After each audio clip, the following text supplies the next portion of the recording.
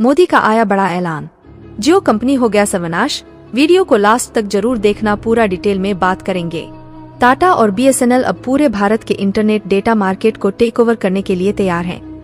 BSNL social media में एक समय पर जब बीएसएनएल कर्मचारियों के लिए कहा जाता था कि इनका भविष्य खतरे में है, अब इन कर्मचारियों को नजर आ रहा है कि उनकी कंपनी को एक बहुत बड़ी अपॉर्चुनिटी मिल चुकी है। साथ ही रतन टाटा ने बीएसएनएल यूजर्स को उपहार के रूप में सिम खरीदने या पोर्ट कराने पर 1 महीने का फ्री प्लान देने का वादा भी किया है। जब अंबानी जैसे बिजनेसमैन ने भारत के लोगों को लूटने की कोशिश की है, तब हमेशा रतन टाटा इनको औकात दिखाने के लिए तैयार रहते हैं। पूरी रिपोर्ट क्या है, देखने के लिए बने रहिए हमारे साथ। लेकिन आगे बढ़ने से पहले रतन टाटा जी के लिए वीडियो पर एक लाइक और चैनल को सब्सक्राइब करना तो बनता है। आपको जानकर हैरानी होगी कि अभी टेलीकॉम कंपनियों को ऑप्टिकल फाइबर अकेला टाटा ही प्रोवाइड करवाता है, यानी कि अब फाइबर से ही अपना नेटवर्क चलाती हैं। जहां एक तरफ रिचार्ज प्लान की लगातार बढ़ोतरी की जा रही है, एयरटेल भी अब इनकी मोनोपोली पूरी तरह से खत्म होती हुई दिखाई दे रही है, क्योंकि मार्केट में इन सब का बाप एक बार फिर से बीएसएनएल लौट आया है। बीएसएनएल इस बार कुछ और नहीं बल्कि डेटा किंग के रूप में बनकर आ रहा है। डेटा किंग कहने का मतलब यह साफ है कि अब बीएसएनएल में अब तक का सबसे सस्ता और सबसे बेहतर डेटा देने की तैयारी चल रही है, क्योंकि अब इस मामले की बागडोर रतन टाटा ने अपने हाथों में ले ली है। ऐसे में यूजर्स की चांदी होने वाली है। जी हाँ, और यही वजह है कि बीएसएनएल की संख्या दिनों दिन बढ़ती जा रही है।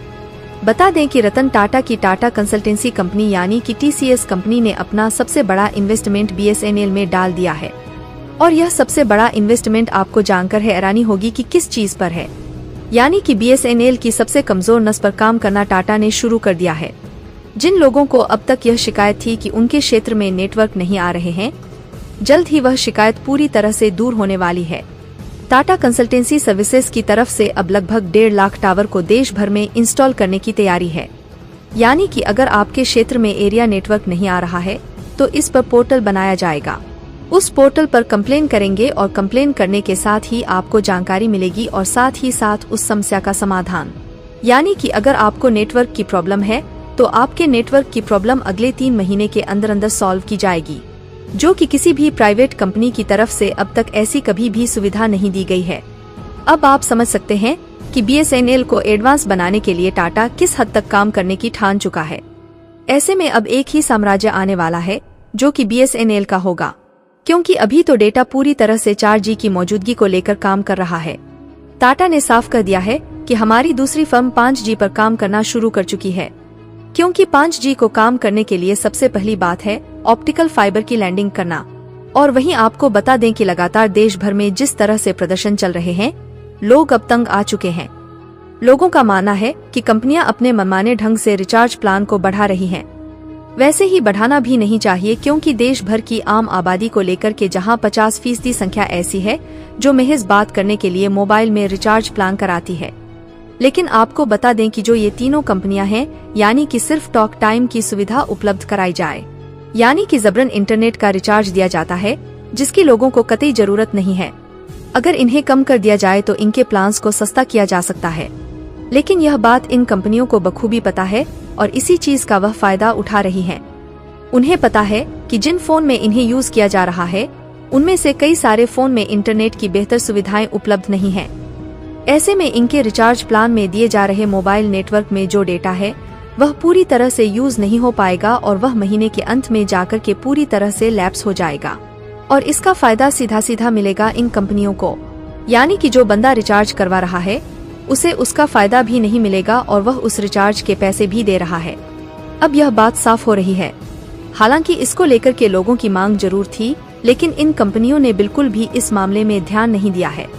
वजह साफ है कि इन कंपनियों का सीधा उद्देश्य है कि लोगों से जितना ज्यादा से ज्यादा पैसों की वसूली की जा सके, वह करने की कोशिश में लगी हुई है। बीएसएनएल की लेटेस्ट स्ट्रेटजी को अगर देखा जाए तो बीएसएनएल ने महज 249 में 29 के रिचार्ज प्लान में 45 दिनों की वैलिडिटी के साथ मिलने वाला है। साथ में 2 GB डेटा पर डे देने वाला है, जो कि औकात से बाहर है।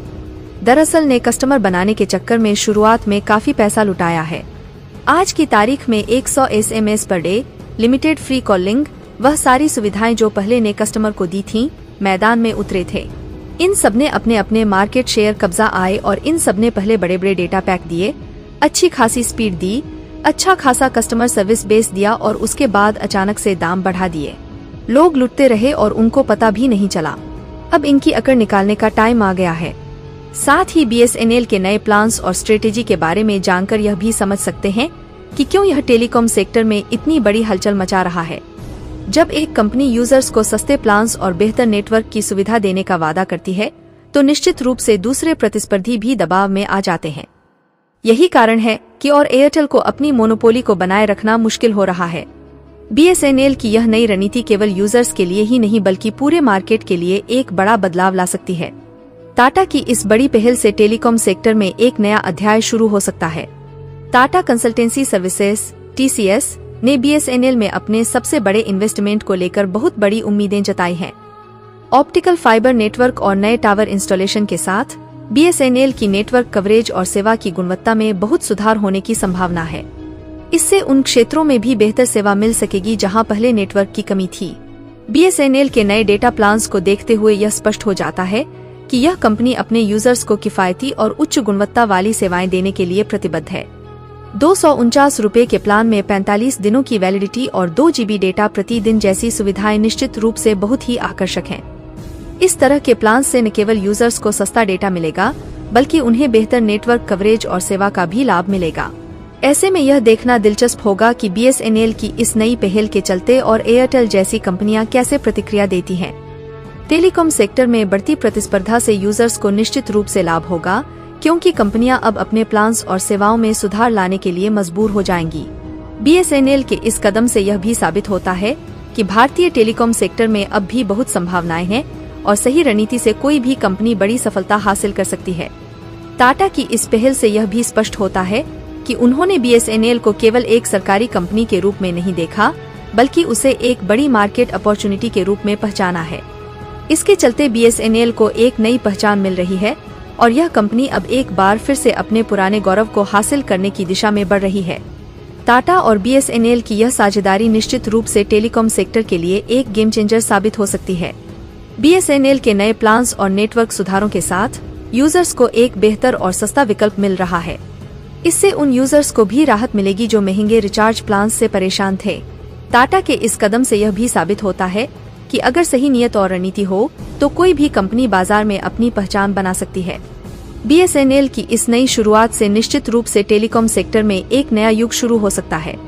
इस पूरे घटनाक्रम से यह भी साबित होता है कि भारतीय टेलीकॉम सेक्टर में अब भी बहुत संभावनाएं हैं और सही रणनीति से कोई भी कंपनी बड़ी सफलता हासिल कर सकती है।